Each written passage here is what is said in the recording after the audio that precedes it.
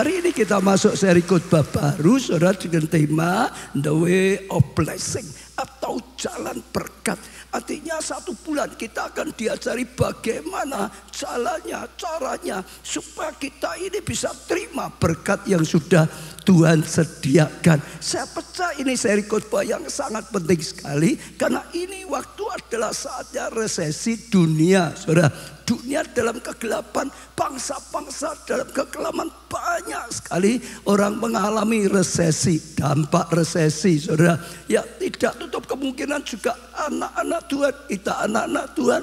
Dan kalau saudara tangkap sungguh-sungguh, saudara, maka saudara akan dibukakan langkah-langkahnya, jalannya, sehingga saudara keluar dari resesi. Saudara akan membuat berubah resesi menjadi Kristus berkarya dalam kehidupan kita secara luar biasa. Jadi jangan sampai kehilangan satu sesi pun. Buka hati saudara, dengarkan sungguh-sungguh, maka akan jadi berkat yang sangat besar.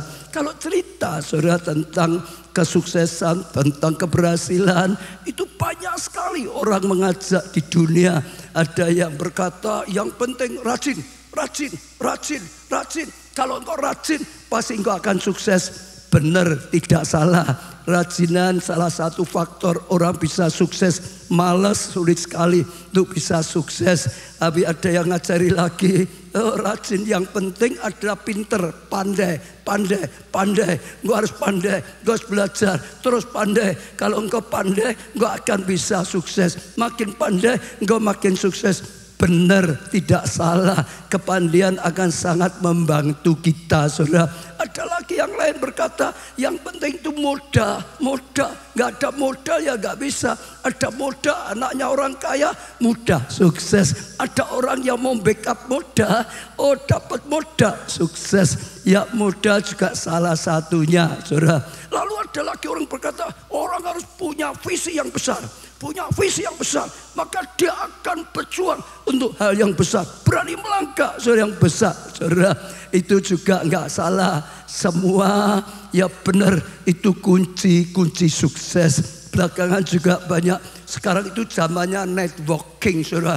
Ada network satu dengan lain. Kalau engkau bangun itu network luar biasa, engkau akan sukses.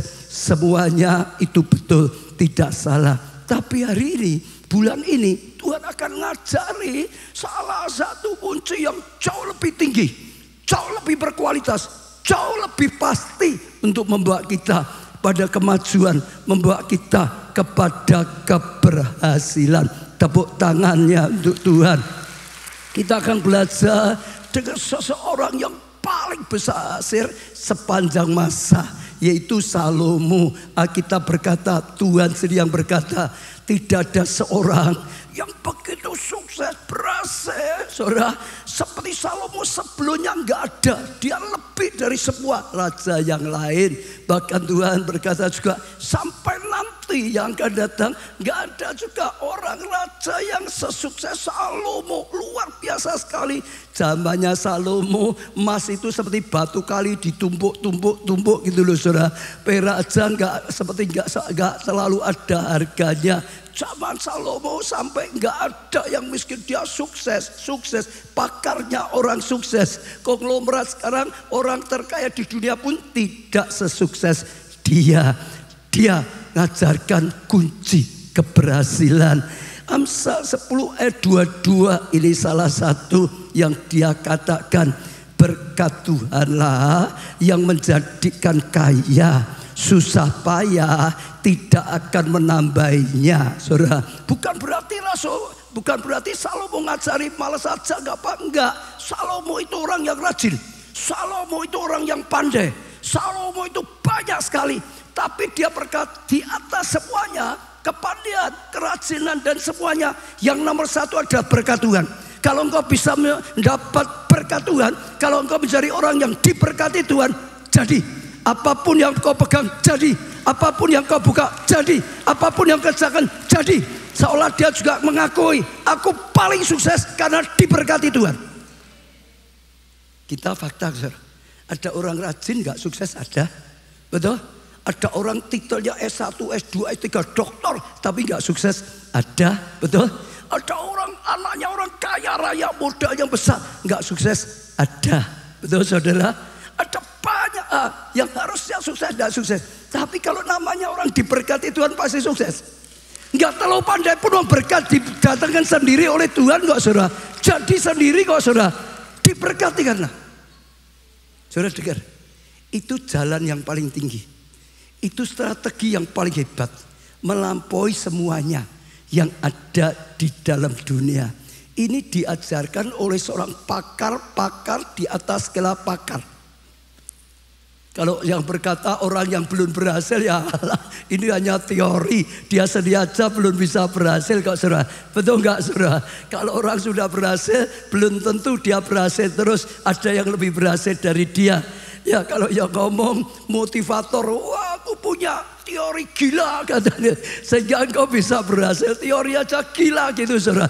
Tapi sekali lagi, ini yang ngomong seorang raja yang paling berhasil dari sebelumnya sampai selamanya.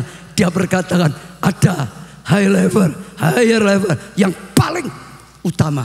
Jangan lupa mendapat berkat dari Tuhan. Mendapat berkat dari Tuhan. Menjadi orang yang diberkati oleh Tuhan. Nah, bagaimana supaya kita bisa mendapat berkat yang sudah Tuhan sediakan? Bagaimana kita bisa punya akses jadi orang yang diberkati Tuhan? Saudara harus punya kunci untuk membukanya. Pintu berkat itu seolah-olah kalau gudang besar, gudang berkat, saudara nggak mungkin bisa buka kecuali punya kuncinya. Tapi kalau saudara punya kuncinya, saudara untuk pintunya saudara buka, pintunya buka, otomatis berkatnya mengalir, otomatis berkatnya datang. Kalau punya kunci akses untuk buka pintu berkat itu saudara, dan saudara akan mengalami kasih karunia yang luar biasa. Kita akan belajar beberapa ayat, coba Ulangan 8 ayat 7 sampai 9 lalu 18. Ya, ini tentang perjanjian Tuhan. Ya, kunci berkat itu ada dalam perjanjian Tuhan. Ya, ini seperti apa? Ayat 7. Sebab Tuhan Allahmu membawa engkau masuk ke dalam negeri yang baik. Kita harus tahu dulu, ini perjanjian Tuhan. Ini yang dijanjikan Tuhan yang baik kepada kita. Dia selalu ingin bawa kita pada tempat yang baik. Tempat yang baik. Tempat yang baik. Tempat yang baik. Bukan tempat yang tidak baik, saudara. Tempat yang baik. Satu negeri dengan sungai, mata air, ya, dan danau. Ada sungainya, ada mata air, ada danau. Sudah pasti itu tempat yang makmur, subur, yang keluar dari lembah-lembah dan gunung-gunung. Itu sudah jadi mata air, jadi sungai, luar biasa. Suatu negeri dengan gandum dan jelainya, artinya semua makanan bahan pokok itu tersedia di sana. Itu gandum, saudara, jelai, kita nasi, tapi itu melimpah seperti itu, saudara. Dengan pohon anggur, pohon ara, dan pohon delima. Oh, perkebunan buah-buahan, saudara. Satu negeri dengan pohon zaitun dan madunya, seolah-olah sama seperti dijanjikan tanah perjanjian, tanah Kanaan penuh madu dan susu, saudara. Itu yang disediakan Tuhan, dibawa ke sana. Satu negeri di mana engkau akan makan roti dengan tidak usah berhemat. Ya, takut habis, gak perlu. Di mana engkau tidak akan kekurangan apapun, pasti cukup. Seperti Taman Eden, gak ada kamus kekurangan, itu gak ada. Satu negeri yang batunya mengandung besi, dan dari gunungnya akan kau gali tembaga. Artinya penuh dengan tambang. Ada tambang ini, tambang ini, tambang ini. Yang pasti kalau kita tangguh saja yang dijanjikan oleh Tuhan untuk perjanjian dengan kita manusia. Tuhan bawa kita ke tempat yang penuh dengan kasih karunia, tempat yang baik, yang melimpah. Saudara, itu yang disediakan oleh Tuhan. Sekarang ayat 18. Tetapi haruslah engkau ingat pada Tuhan. Ada bagian kita, jangan sampai lupa kepada Tuhan. Yang belum sukses, jangan lupa pada Tuhan. Dialah sumbernya. Yang sudah sukses, jangan lupa pada Tuhan. Engkau bisa sukses karena berkat Tuhan. Jangan sampai lupa. Engkau lupa, engkau akan kehilangan, saudara. Sebab dialah yang memberi kepadamu kekuatan untuk memulai kekayaan. Dia yang memberi kemampuan, dia yang memberi kekuatan, dia yang menolong engkau sehingga engkau bisa sukses, saudara. Dengan maksud meneguhkan apa? Perjanjian yang diikrarnya, ya saudara, dengan sumpah kepada nenek moyangmu seperti sekarang ini, saudara. Itu luar biasa. Ini bicara tentang perjanjian, untuk meneguhkan perjanjian bahwa Tuhan itu pasti menepati janjinya. Itu bagian Tuhan, saudara. Ya, karena itulah yang dijanjikan dalam perjanjian Tuhan dengan kita manusia. Kisah Rasul 3 ayat 25 lebih jelas lagi. Kamulah yang mewarisi nubuat-nubuat itu. Apa yang dinubuatkan, apa yang dijanjikan, kamu yang mewarisinya. Kamu yang mewarisinya. Kamu yang mewarisinya. Kamu yang mewarisinya. Dan mendapat bagian dalam perjanjian.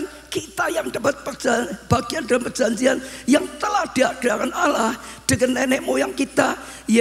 Ketika ia berfirman kepada siapa? Abraham. Ketika dia berfirman pada siapa? Abraham. Saat Allah mengadakan perjanjian dengan Abraham, kita semua orang percaya itu keturunan Abraham secara rohani. Kita terima warisan perjanjian. Perjanjian itu juga bagi kita. Tuhan sediakan seperti itu. Tuhan pikirkan seperti itu. Tuhan bawa ke tempat yang luar biasa seperti itu, saudara. Iya, pada Abraham. Nah, saudara lihat ya. Oleh keturunanmu semua bangsa di muka bumi akan diberkati. Itu bagian kita. Saudara dengar ya. Tuhan sediakan semuanya tadi. Yang luar biasa. Ya, itu dengan kemampuan, diberi kemampuan supaya kita dapat. Tapi ingat, tugas kita jangan lupa dengan Tuhan. Ya, lalu hidupmu jadi berkat. Olehmu Abraham, oleh keturunan Abraham, oh bangsa-bangsa dapat berkat. Diberkati. Diberkati, Abraham dan keturunannya diberkati luar biasa. Tapi mereka, bagian yang dilakukan mereka jadi berkat, jadi berkat. Jangan lupa dengan Tuhan, lalu jadi berkat, jadi berkat. Jangan lupa dengan Tuhan, karena semua adalah dari Tuhan. Kemampuan adalah dari Tuhan, kasih karunia daripada Tuhan. Terima berkat, jadi berkat, jadi berkat. Supaya bisa jadi alatnya Tuhan, supaya bisa jadi saluran dari Tuhan, supaya bisa berguna bagi kerajaan Allah, berguna bagi sesama, supaya menjadi orang yang berguna, berfaedah.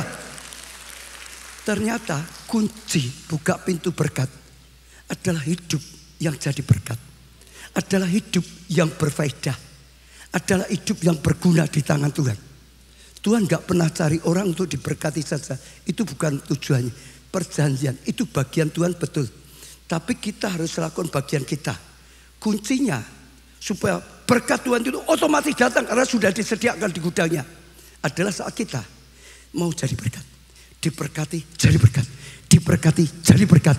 Bisa jadi alatnya Tuhan, bisa jadi salurannya Tuhan, bisa jadi orang yang berguna bagi Tuhan, bagi kerajaan Tuhan, bagi pekerjaan Tuhan, bagi sesama, bagi keluarga. Orang yang berguna, orang yang berarti.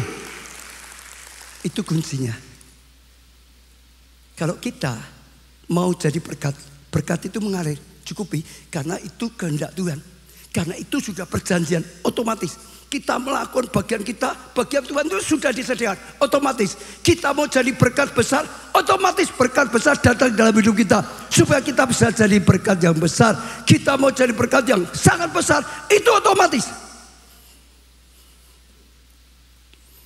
Kuncinya, buka pintunya sehingga berkat itu datang adalah jadi saluran, jadi alatnya Tuhan, jadi orang yang berguna, bisa dipakai Tuhan sehingga jadi salurannya Tuhan.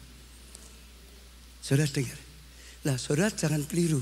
Ada orang, aku kalau sudah diberkati aku jadi berkat, keliru. Justru engkau belum diberkati supaya berkat itu terbuka, supaya engkau bisa buka pintu berkat, jadi berkat dengan apa yang ada saat ini. Jadi berkat, justru pintu terbuka, engkau terima berkat. Nanti terima berkat, jadi berkat lebih besar, otomatis mengalir lebih besar lagi. Karena itu kunci otomatis. Tuhannya sudah sediakan. Tuhan itu sudah, dan itu Tuhan perintahkan kita, bagian kita. Sekali lagi, kunci buka pintu berkat itu adalah hidup yang jadi berkat, hidup yang berguna, bisa dipakai oleh Tuhan, bisa berguna bagi kerajaan Allah, bisa berguna bagi sesama, jadi berkat untuk keluarga, Jadi berkat untuk pekerjaan Tuhan. Jadi berkat untuk sesama. Saudara dengar, Tuhan sedang mengajarkan dasar utamanya adalah seperti itu. Kita bisa lihat kalau orang nggak bisa jadi berkat, nggak akan diberkati terus. Mungkin awalnya saja, tapi orang bisa jadi alatnya akan diberkati lebih, diberkati lebih, diberkati. Kalau enggak, sudah.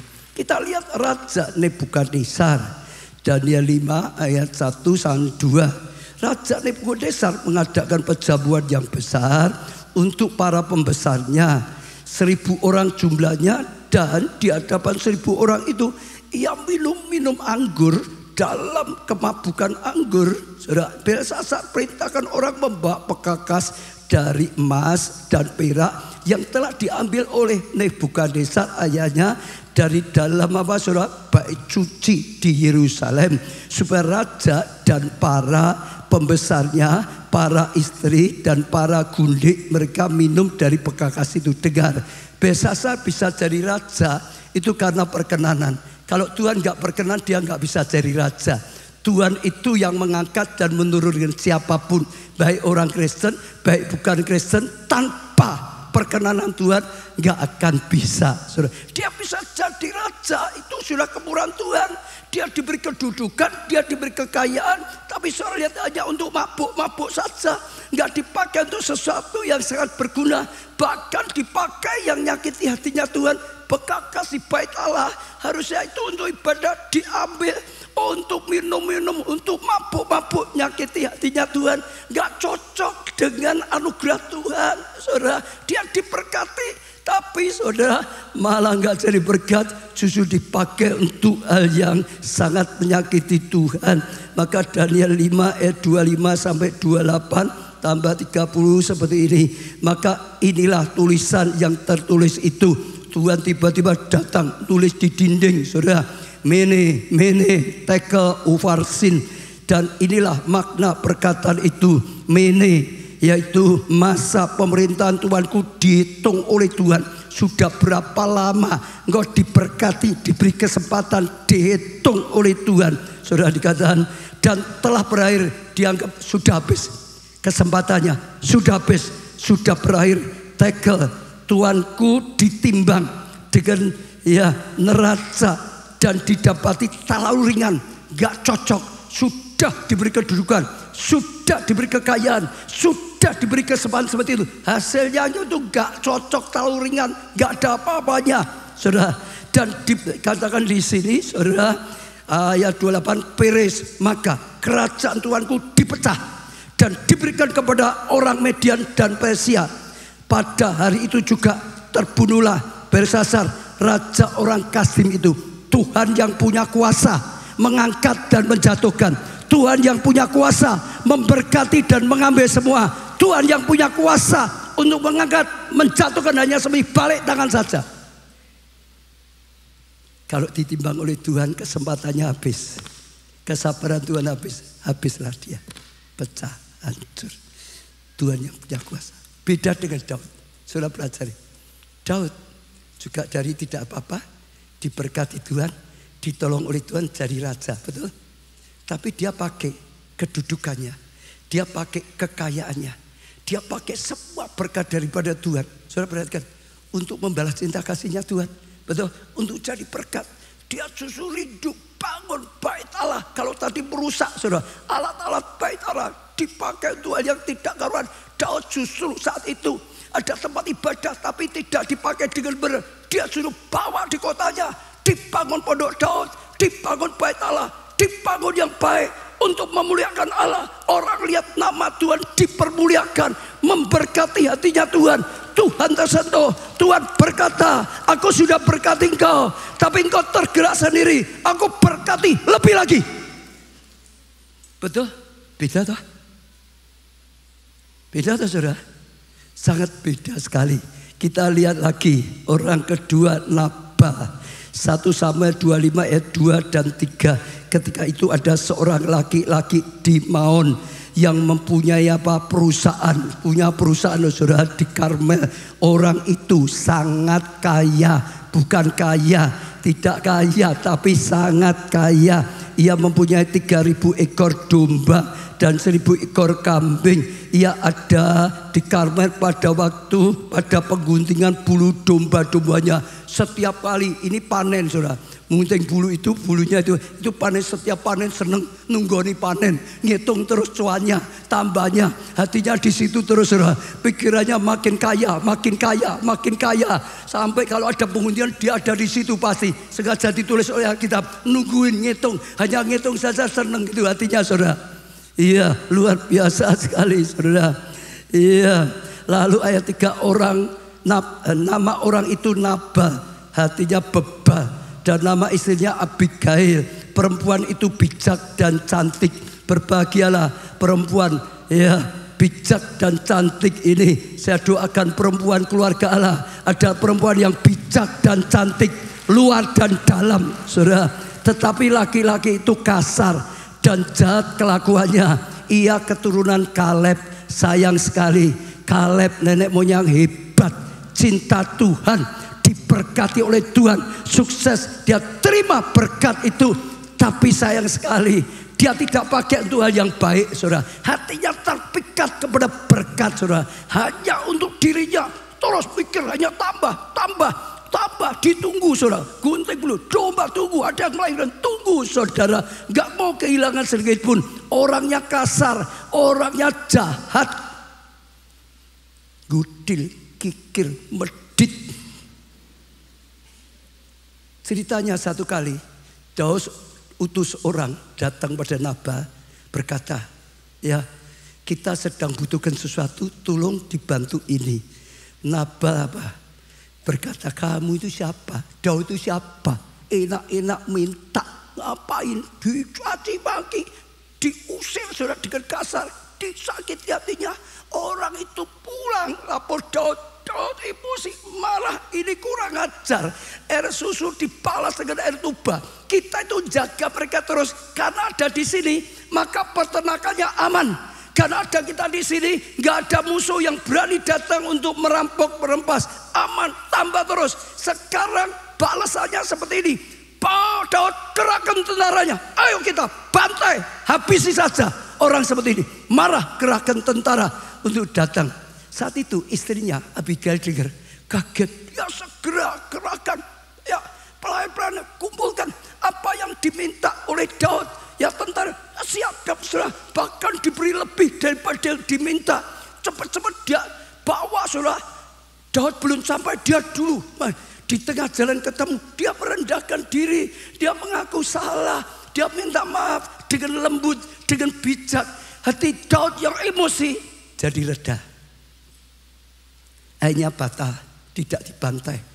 Daud balik dan perempuan ini balik. Saudara, aman, selamatkan, ada istri yang bijak, yang cantik. Saudara, lakukan sesuatu. Saudara, setelah itu besoknya dia lapor suaminya. Tapi sayang, suaminya ini sangat-sangat keterlaluan. Saya bacakan ayatnya, 1 Samuel ya 25 ayat 37. Tetapi pada waktu pagi, ketika sudah hilang mabuk Nabal itu, setiap hari mabuk, nyakiti Daud, masih mabuk, ya pesta pora hanya untuk selang-selang saja. Saudara, dia bangun pagi dari mabuknya, diceritakan padanya oleh istrinya segala perkara itu. Istrinya cerita, kemarin Daud marah loh, sudah bawa tentaranya loh, kita akan dibantai semua loh. Maka aku segera bawa apa yang dibutuhkan, ya bawa, ya bahkan lebih. Oh, di tengah jalan sebelum dia bantai, aku minta maaf, aku bawa ini supaya bisa nyurutkan. Dan untung akhirnya Daud itu emosi marah, dan akhirnya balik aman, kita selamat. Itu bagi istrinya itu sudah luar biasa. Tapi saudara, Nabal gimana? Dengar, ada harta yang dipakai untuk berikan pada Daud, hartanya kekurangan sedikit. Wah, dia syok, saudara, kaget, marah, saudara. Amit-amit darahnya, kekayaan gak boleh kehilangan sedikit pun. Saudara baca di sini, saudara, ya perkara itu. Lalu berhentilah jantungnya dalam dada dan ia membatu, mati, kaget. Karena hatinya hanya uang, hilang sedikit gak bisa tidur, hilang sedikit, mati-matian dibela. Akhirnya, kalau yang tadi Raja Besasar, Tuhan hukum. Kalau ini mati sendiri karena ketamakannya, mati sendiri karena kikirnya, mati sendiri karena motor duitnya. Dia sendiri, betul? Hilang sedikit aja sudah kaget, shock, jantungnya berhenti. Dengar saudara, rencana Tuhan bukan ingin kita hanya kaya, tapi kita bisa jadi alatnya yang berguna. Berguna bagi Tuhan, berguna bagi sesama. Saudara, seperti Daud tadi, dari luar biasa. Ada satu lagi yang Tuhan Yesus sendiri sedang katakan, jangan sampai seperti ini orang kaya yang bodoh. Sudah diberi kekayaan tapi bodoh. Hanya kekayaan itu tidak membantu hidupnya, malah mencelakakannya. Lukas 12 ayat 16 sampai 21. Kemudian ia mengatakan pada mereka satu perumpamaan, katanya ada seorang kaya, tanahnya ya berlimpah-limpah, hasil panennya banyak, limpah-limpah sampai gudangnya nggak cukup, saudara. Ia bertanya dalam hatinya, apa yang harus aku perbuat, sebab aku tidak mempunyai tempat di mana aku dapat menyimpan hasil tanahku. Lalu katanya, inilah yang akan ku perbuat, aku akan merombak lumbung-lumbungku dan aku akan mendirikan yang lebih besar, dan aku akan menyimpan di dalamnya segala semua gandum dan barang-barangku. Dia diberkati besar melimpah. Dalam hatinya yang dipikir bukan ucap syukur terima kasih Tuhan, nggak ada, saudara. Dia juga nggak pikir dia diberkati banyak bagi supaya orang lain juga bisa diberkati, nggak ada. Adanya cuma besarkan lumbungnya, besarkan, simpen lagi, tumpuk lagi, simpen lagi, tumpuk lagi, simpen lagi, tumpuk lagi, simpen lagi, tumpuk lagi. Ayat 19, sesudah itu, ayat 19, sesudah itu aku akan berkata kepada jiwaku, ada padamu banyak barang tertimbun untuk bertahun-tahun lamanya. Beristirahatlah, makanlah, minumlah, dan bersenang-senanglah. Hanya seperti itu saja. Betul saudara? Gak pernah ada hati bisa dipakai Tuhan. Berkat yang diberikan, kesempatan diberikan, kekayaan diberikan, saudara. Ayat 20, tetapi firman Allah padanya, hai engkau orang bodoh, pada malam ini juga jiwamu akan diambil daripadamu. Dan apa yang telah kau sediakan untuk siapa itu nanti? Percuma, nggak ada gunanya. Engkau kerja keras, terus tumpuk, tambah banyak, tambah banyak, tambah banyak. Nyawanya diambil, mati, tinggal semua. Nggak ada yang bisa dibawa.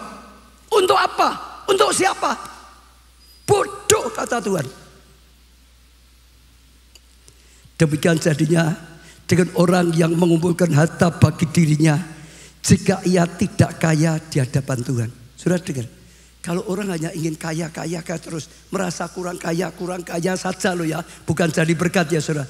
Di mata Tuhan ini orang miskin, kurang terus. Untuk dirinya kurang, ini miskin. Tapi beda dengan orang yang mau jadi berkat, hatinya kaya. Dia bisa memberkati orang lain, dia bisa jadi saluran, dia lebih, saudara, tidak kurang. Dia jadi berkat, kaya di mata Tuhan. Kalau enggak bisa jadi alatnya itu, di mata Tuhan itu miskin.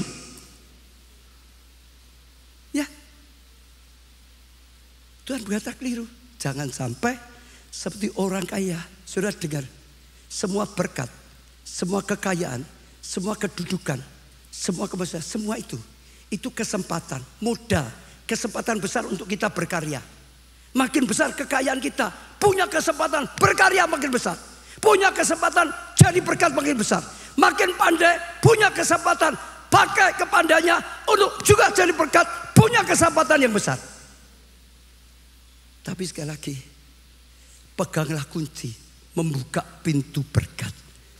Hidup yang berfaedah, hidup yang berguna bagi kerajaan Allah, bagi sesama. Engkau akan buka pintu gudang berkat dan mengalir, dan mengalir, dan mengalir, dan mengalir. Makin diberkati, Daud makin jadi berkat. Diberkati lebih lagi, tetap jadi berkat. Semua dari Tuhan, semua tetap milik Tuhan, semua untuk Tuhan, semua untuk jadi berkat. Bangun bangsanya, bangsa yang takut akan Tuhan. Bawa bangsanya, bangsa yang cinta Tuhan, bangsa yang berkenan pada Tuhan, bangsa yang diberkati Tuhan. Beda dengan Saul. Saul itu egois. Amin. Ada 3 yang kita pelajari. Gimana toh jadi berkat sesuai hatinya Tuhan itu bagaimana? Kita jadi alatnya Tuhan. Bagaimana caranya? Yang pertama, diberkati untuk menyelamatkan jiwa. Saya beritahu, itu kunci utama. Itu gongnya. Itu yang paling utama. Untuk apa? Allah real dilahirkan sebagai manusia. Dia Allah jadi manusia. Yang fana untuk apa? Hanya untuk itu. Supaya banyak orang diselamatkan. Gongnya itu. Bukan untuk memberkati. Bukan untuk yang lain. Bukan untuk menyembuhkan. Bukan untuk yang lain. Itu penting. Tapi nomor 1 tujuannya itu. Untuk apa dia rela lahir di kandang? Supaya orang kaya, orang miskin semua bisa datang. Untuk apa dia keliling di mana-mana beritakan Injil? Untuk apa? Akhirnya dia berikan dirinya. Terima hukuman. Terima kutuk. Disiksa di atas kayu sampai mati. Sediakan apa? Untuk apa? Sediakan supaya manusia bisa diampuni, bisa diselamatkan, supaya manusia selamat. Dengar ya, itu nomor 1. Kalau kita hanya aksi sosial yang berkati tubuh, nggak jadi jawaban yang seutuhnya. Kalau dosanya nggak diselesaikan, tetap saja miskin, tetap kekurangan. Kita mau beri kepandaian, pinter, kasih pancing. Tapi kalau hatinya, dosanya tidak diselesaikan, tetap saja gak ada berkat, gak bisa jadi. Betul?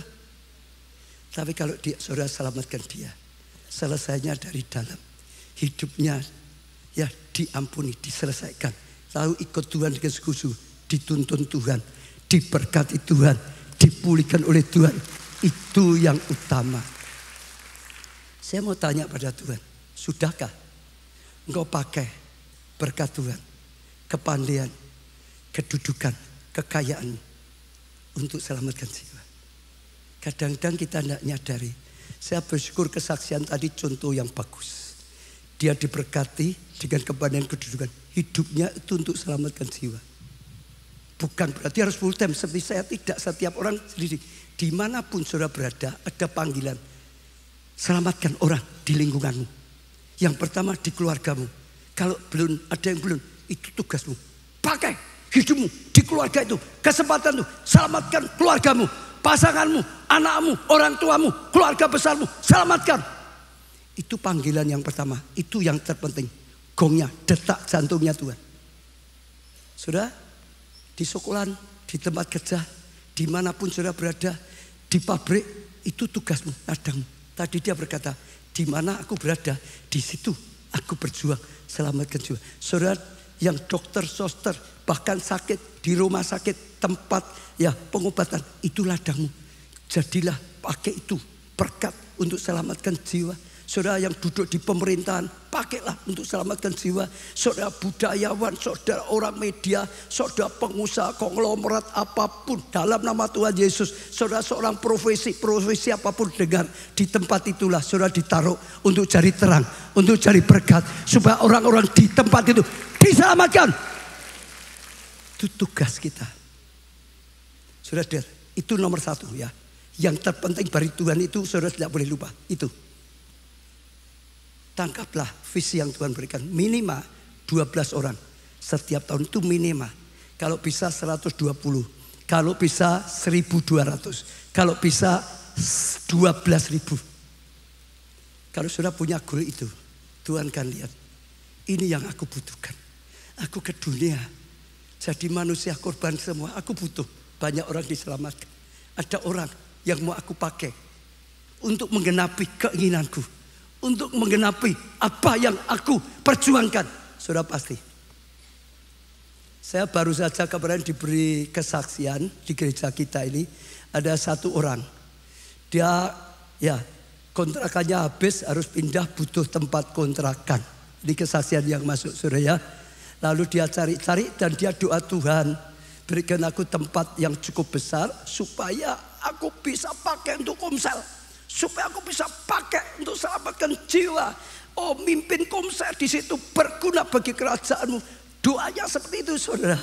Satu hari saudara, dia dengar di daerahnya itu ada rumah sudah lama tidak ditempati, jadi sudah alang-alang kotor semua, dititipkan kepada Pak RT karena dia rumahnya bukan di Solo pemiliknya. Tolong Pak RT ya, titip ya ini, aku nggak di Solo, nggak ada yang ngurusin. Lalu titip Pak RT, lalu datang dengan Pak RT, Pak RT, toh ini bisa ndak dikontrak? RT-nya ngomong, ini sudah seperti hutan, no. Mau dikontrak, mau apa kamu? Pakai tempat ini besar tapi sudah, wah ilalang banyak sekali. Ya, tidak apa-apa, nanti aku bersih, aku rapiin. Tolong ditanyakan pemiliknya, kamu sungguh mau ini rumah seperti ini? Besar tapi sudah seperti hutan, mau? Ditanyakan, sudah tahu enggak? Tuhan jamah pemiliknya, suruh pakai gratis. Malah direnovasi. Sudah dengar? Kalau kita jawab kebutuhan Tuhan, itu sudah pasti. Tuhan yang butuh orang diselamatkan. Saudara, Tuhan temukan orang yang mau dipakai, disupport. Betul. Hanya duduk sebagai pelayan Tuhan kalau nggak ada faedahnya, nggak berguna. Hanya punya jabatan KKS, ya SGP, SGD, SGG, Kadif, Gembala Sidang. Kalau nggak ada gunanya, nggak perlu. Yang diutamakan Tuhan, adakah engkau pakai jabatanmu untuk jadi alatnya Tuhan, bagi Tuhan, bagi sesama. Hari ini saya ingin saudara buka hati, saudara dengar dulu ya, Tuhan sedang berada. Itu detak jantungnya Tuhan, itu yang dibutuhkan Tuhan, itu yang diinginkan Tuhan untuk hidupmu, orang-orang di lingkungan. Itu detak jantungnya. Pakailah kunci pintu berkat gudang Tuhan untuk buka. Saudara lakukan itu. Saudara percaya.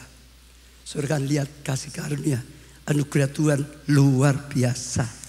Kesia tadi juga kesaksiannya sangat pas. Yang kedua, diberkati untuk bawa pengaruh baik, dampak yang baik untuk lingkungannya. Saya baca Kejadian 14 ayat 14. Ketika Abraham mendengar bahwa anak saudaranya tertawan, yaitu Lot, maka dikerahkannya. Siapa yang dikerahkan? Orang-orangnya yang apa? Terlatih. Yaitu mereka yang apa? Lahir di rumahnya. Ya, 318 orang banyaknya, lalu mengejar musuh sampai ke Dan. Sudah dengar? Di sini katakan orang-orangnya yang lahir di rumahnya dilatih. Siapa orang-orangnya yang lahir di rumahnya dia? Itu budak-budaknya dia. Zaman dulu kan semua masih ada, betul nggak? Abraham pun punya banyak budak. Jadi sekalipun budak, tapi kalau lahir di rumahnya tidak hanya direndahkan, dimanfaatkan, ini budak tidak berguna, enggak. Sekalipun itu budak, diajari, dilatih, diperlengkapi, ditingkatkan taraf hidupnya, dibangun, dilatih, diperlengkapi, dijadikan sehingga bisa perang, sehingga bisa jadi tentara, dilatih, lalu digunakan untuk melawan musuh. Diaplikasikan dalam kehidupan kita. Kalau sudah orang tua, dengar, nggak cuma punya anak saja, jadikan anakmu. Pelihara baik, didiklah baik, perjuangkan dia supaya sungguh-sungguh hidupnya jadi anak yang baik, hidupnya sukses, dipakai Tuhan luar biasa. Jangan hanya sekedar punya anak. Sekarang saudara KKS, jangan sekedar punya anggota. Anggotaku itu setia. Sudah 25 tahun, ada yang hampir umurnya gereja 30 tahun setia. Tapi 30 tahun dari anggota tetap anggota sampai sekarang. Disuruh mimpin doa di Komsel belum berani. Itu bukan jadi berkat seperti ini. Kau punya anggota Komsel seperti Yesus. Diajari, dilatih, diajari, dilatih. Engkau jadi berkat bagi dia. Kelak dia juga bisa sukses. Kelak dia juga bisa jadi kakek seperti saudara. Saudara supervisor latih KKS di bawahmu. Anggota jadi KKS latih, mereka juga bisa jadi supervisor. Saudara punya dampak yang baik untuk lingkunganmu. Bawa mereka jadi orang yang berguna. Daud sama. Waktu dia sendiri sedang melarikan di Gua Adulam, banyak orang gagal, ditagih hutang, melarikan diri, ikut dia datang di Gua Adulam. Daud terima, bukannya diterima, diajari, dilatih, dibangun, bisa jadi tentara, bisa jadi pahlawan. Kalau sudah lihat pahlawan-pahlawan Daud hebat-hebat. Saya ajak sekalian buka hati lagi. Bagaimana dengan orang tua? Bagaimana dengan KKS? Bagaimana saudara SGB, SGD? Bagaimana ya gembala sidang saya sendiri? Bagaimana dengan Kadif SGG? Hanya sekedar punya anggota? Setia gitu aja? Atau saudara jadi berkat? Jadikan orang. Saudara apa karyawan? Jadikan mereka, ajari, latih, tingkatkan hidupnya. Kau punya dampak, kau berguna. Dombanya Tuhan jadi domba yang berkualitas. Itu sebabnya kita membangun pusat kegerakan. Saudara kalau tahu, untuk apa? Bangun anak-anak Tuhan yang kuat, yang hidupnya penuh kemenangan. Bangun anak-anak Tuhan yang bisa selamatkan jiwa. Bangun hamba-hamba Tuhan, bukan hanya titelnya, tapi yang sungguh-sungguh penuh Roh Kudus, bisa dipakai oleh Tuhan, selamatkan lebih banyak jiwa. Bangun manusia, bangun SDM. Betul? Betul saudara? Saya ajak setiap saudara, ayo jujur dengan Tuhan. Orang yang sudah ditaruh di sekitarmu, kau jadi berkat ya, sehingga mereka makin maju. Atau ya gitu-gitu aja, atau hanya dimanfaatkan saja. Hari ini Tuhan ngajar, yang pertama selamatkan dia, yang kedua jadikan dia, jadikan dia. Yang ketiga, berkati untuk membawa kebaikan dan kebahagiaan. Orang yang sedang susah, orang yang sedang keadaan terpuruk, bisa mendapat pertolongan, bisa dapat jalan keluar. Ayub 29 ayat 12 sampai 16. Karena aku menyelamatkan orang sengsara yang berteriak minta tolong. Orang sengsara yang teriak pada Tuhan minta tolong, saudara bisa berikan pertolongan, jawaban. Juga anak piatu yang tidak ada penolongnya, anak yatim piatu nggak ada orang, saudara jadi jawaban. Aku mendapat ucapan berkat dari orang-orang nyaris binasa. Orang ditolong, bersyukur, didoakan, diberkati hidupnya dengan doa-doanya. Dan hati seorang janda, ya, ku buat sukacita. Janda sedih, suaminya mati, gak ada orang lagi yang peduli dengan janda-janda ini, sehingga mereka bersyukur. Aku berpakaian kebenaran dan keadilan menutupi aku seperti jubah dan serban. Aku menjadi mata bagi orang buta dan kaki bagi orang lumpuh. Aku menjadi bapak bagi orang miskin, dan perkara orang yang tidak aku kenal, aku selidiki, tetap aku bantu. Aku pikirkan, aku selidiki. Hidup yang jadi berkat, datangkan pertolongan, datangkan pertolongan. Saya mau tanya, siapa Ayub? Sudah baca Alkitab ya. Ayub itu orang yang paling kaya di daerahnya. Saya ulangi ya. Ayub itu adalah orang paling kaya. Kenapa Tuhan berkati dia sedemikian rupa? Karena dia punya kunci, buka pintu gudang berkat. Dia jadi berkat, diberkati. Dia jadi berkat besar, diberkati besar. Dia jadi berkat sangat besar, diberkati sangat besar. Sampai dia paling kaya di daerahnya. Karena kunci ini. Tapi orang yang kikir bin medit, tertutup, gak punya kunci. Betul saudara? Itu juga kita nanti di pusat pembangunan bangun panti asuhan, bangun panti umas untuk orang-orang tua. Mungkin kita sedang ya nanti ada klinik ya untuk pengobatan, mungkin juga termasuk ya klinik kesembuhan rohani ya saudara. Dan mungkin ya untuk narkoba, jadi ya penanganan saudara. Ya banyak hal yang bisa dipakai. Bukit doa, berdoa untuk orang-orang bisa bertobat, diselamatkan. Indonesia hujan keselamatan, diselamat oleh Tuhan. Bukit doa, ya rehabilitasi dan macam-macam. Tujuannya Tuhan perintahkan kita jadi berkat. Gereja kita Tuhan suruh gereja yang diberkati dan jadi berkat. Hari ini Tuhan berfirman, jadilah jemaat, jadilah pelayan Tuhan. Saya sendiri gembala sidang yang diberkati dan jadi berkat. Itu rema, itu panggilan. Kita sudah jadi berkat sebenarnya lumayan banyak tapi kurang. Tuhan berkata tingkatkan. Kita jadi berkat saudara, anak asuh. Setiap tahun saudara tahu ada anak asuh berkati. Ya, ada janda-janda yang tiap bulan juga diberkati. Kemarin saya lihat Umas sedang bagi sembako juga untuk orang-orang yang layak. Gereja kita, saudara, ada setiap minggu saudara pulang bagi makan gratis 1.200, 1.300, 1.400. Jadi berkat banyak, potong rambut, pengobatan, saudara, ya gratis atau sangat murah untuk jadi berkat, saudara, untuk lingkungan dan semuanya. Tapi Tuhan perintahkan, ayo tingkatkan lagi. Makin jadi berkat, makin diberkati. Makin jadi berkat, makin diberkati. Makin jadi berkat, makin diberkati. Sudah seberapa lama saya minta litbang, Bu Guntur cari rumah-rumah yang sangat-sangat kasihan, tidak layak untuk huni gitu saudara.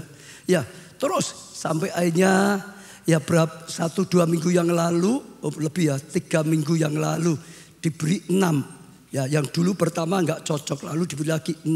Saya teliti tinggal 3 yang kira-kira memang betul perlu dibangun. Lalu saya panggil Pak Iwan, suaminya Mbak Wiwin WL itu.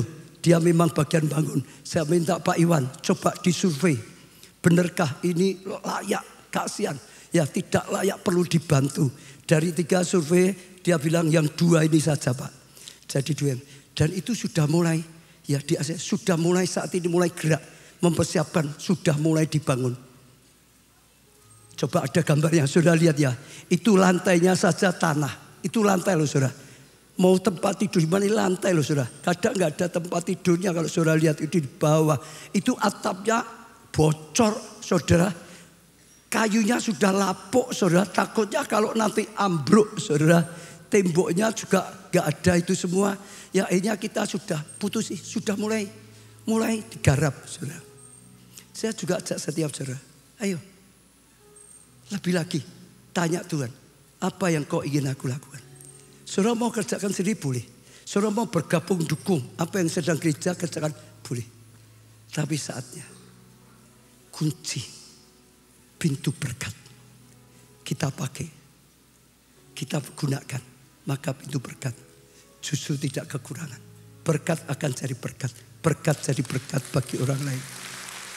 Hidup itu kesempatan untuk dipakai Tuhan, untuk jadi berkat bagi Tuhan, bagi kerajaan Tuhan, bagi sesama. Betul, sekali lagi ya, berkatmu itu adalah modal, kesempatan untuk berkarya. Jangan nunggu nanti setelah berkatnya besar, jangan. Sejak dari kecil, tunjukkan pada Tuhan, aku mau Tuhan. Kau bisa dipercaya dari yang kecil, Tuhan beri yang besar.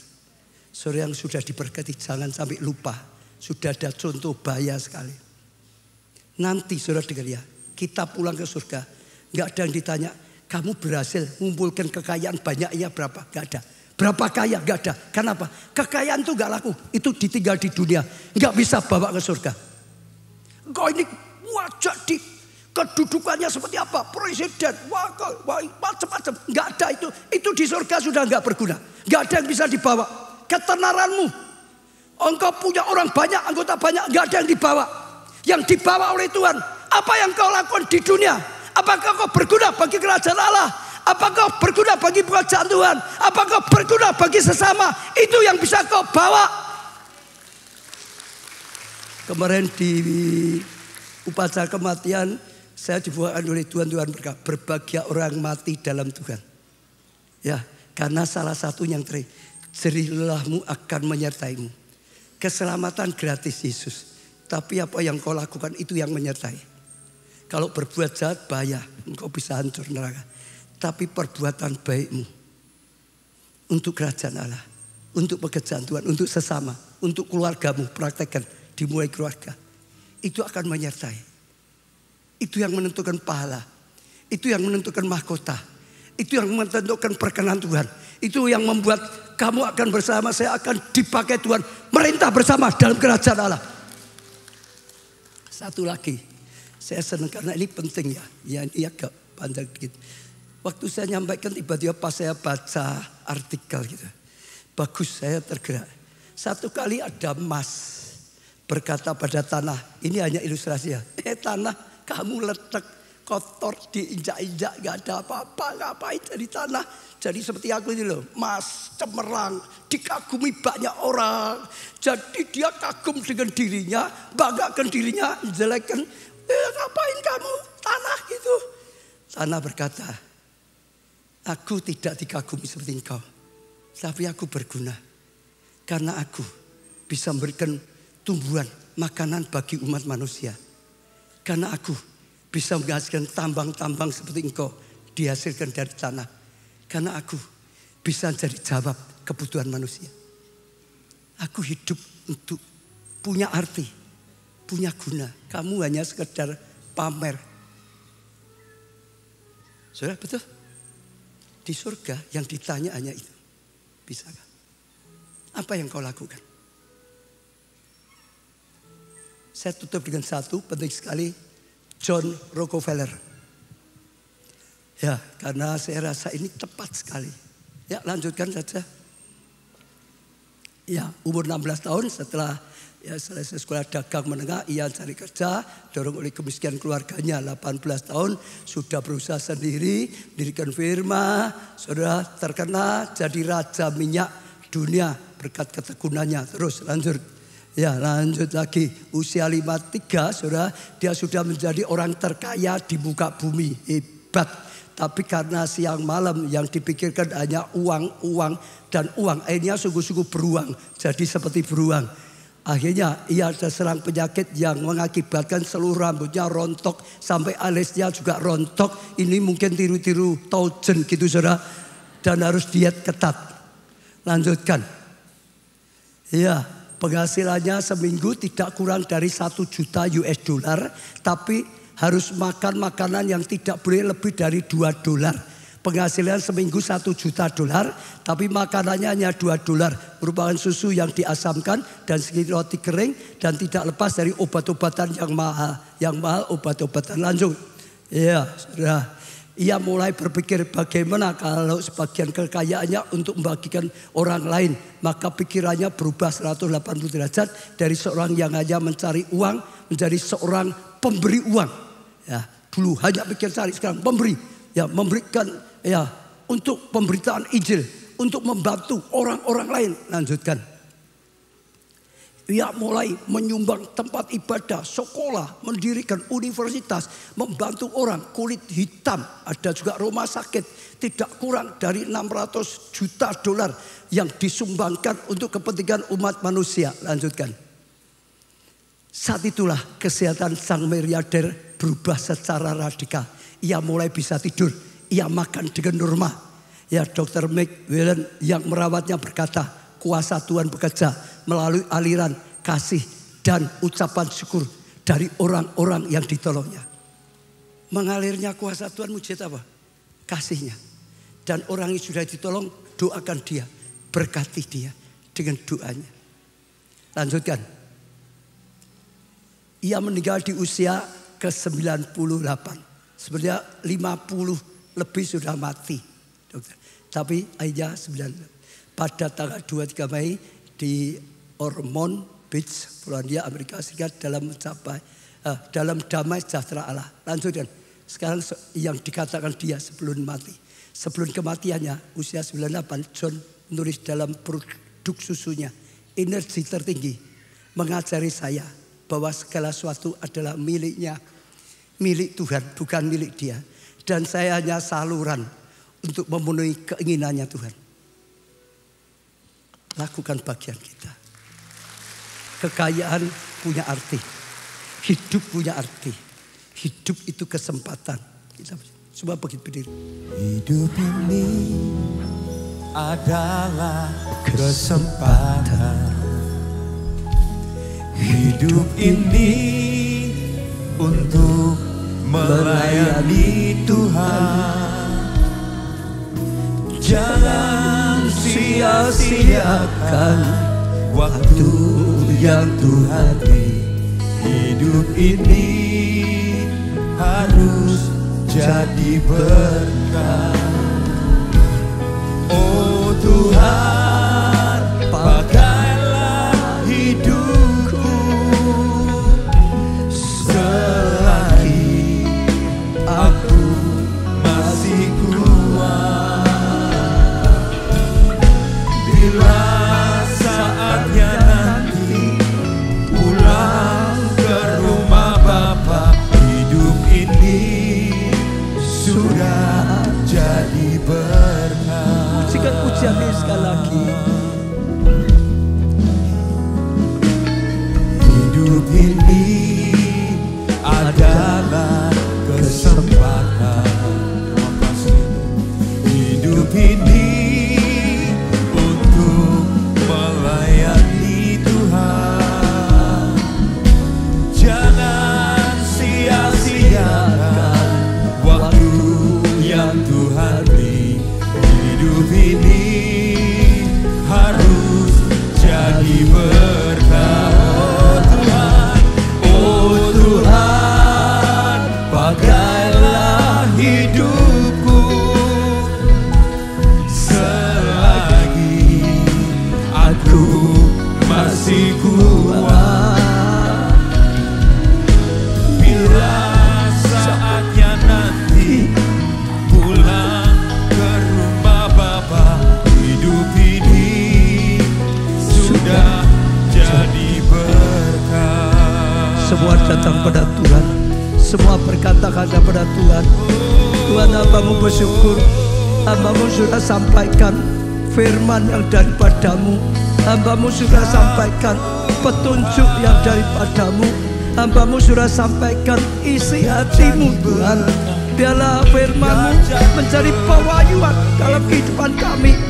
Biarlah firman-Mu menjadi pembukaan ilahi yang dibukakan untuk kami.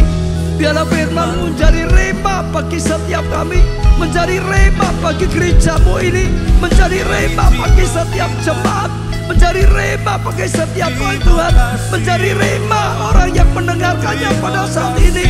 Dan sungguh-sungguh Tuhan, itu petunjuk yang kami lakukan. Engkau yang menuntun, Engkau yang memberi kemampuan, Engkau yang pakai hidup kami, hidup yang berguna, hidup yang berfaedah, hidup yang dipakai oleh Tuhan, hidup yang menjadi saluran Tuhan.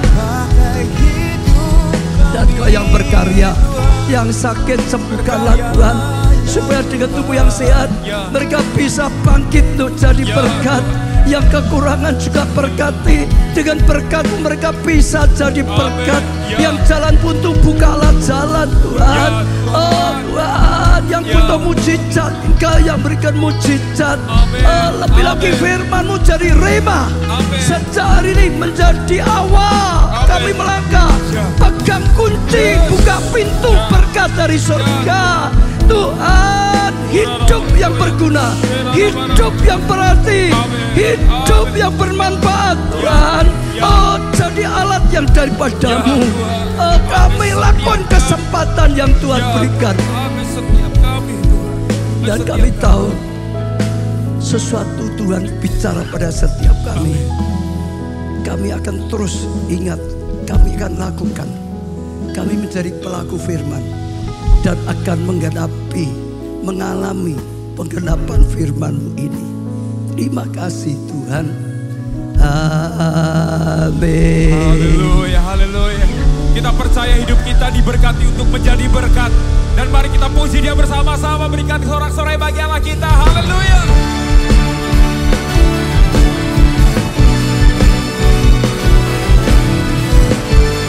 Perkatakan dengan iman, kita diberkati untuk menjadi berkat.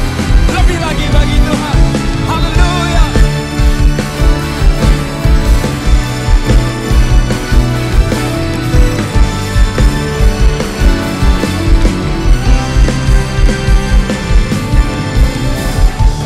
Diberkati untuk